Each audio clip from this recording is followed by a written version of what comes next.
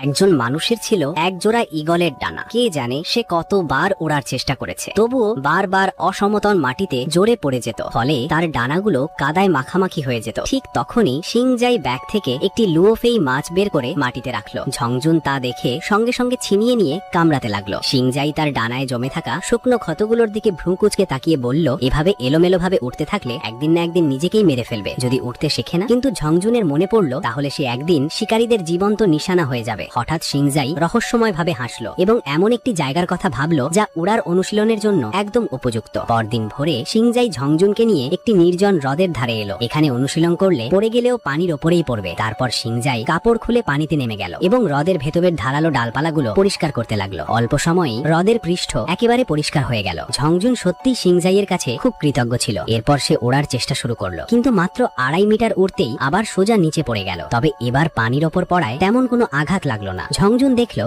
ব্যথা পাচ্ছে না, তাই সে নির্ভয়ে অনুশীলন চালিয়ে যেতে লাগলো, একবারে না হলে দুবার। এভাবেই মাত্র 2.5 বছরের অনুশীলনে ঝংজুন যেন কিছুটা কৌশল রপ্ত করে ফেললো। তখন সিংজাই তাকে গভীরভাবে জড়িয়ে ধরে সাহস দিল। ঝংজুন মুহূর্তেই শক্তিতে ভরে উঠল এবং অবশেষে সফলভাবে আকাশে উড়ে উঠল। গিরিখাতের মেঘের মাঝে সে হয়ে উঠল